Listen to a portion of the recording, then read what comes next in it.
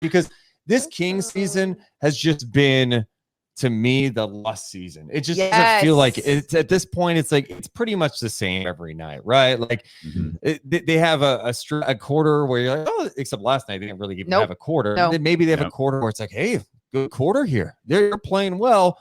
And then there's like epic collapses. There's just not showing up. There's not caring. And that's my biggest disappointment, I think, this year, besides like what we talked about with Fox. But it's just like the lack of like fire at all, you know? And I'm not saying it needs to come from every single person on the team, but God, I mean, if we were doing bad shows all the time, like me and Morton have a bad like segment sometimes. We'll after the show, we're talking about it. We're frustrated. Sometimes we do it during night chat. We get frustrated with each other. We can relate to that.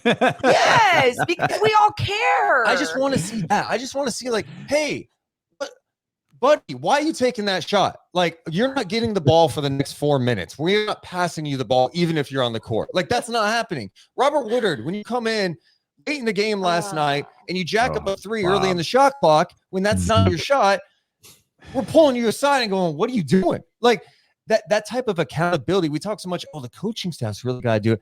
No, you got players that want it. You got players that want to get after it and hold each other accountable too. Yeah, and you guys, sometimes I look at these night chats when we come in. Like, you look after that Bucks game or after that Philly game, you actually got to talk about certain plays because there was competitive basketball happening before your eyes.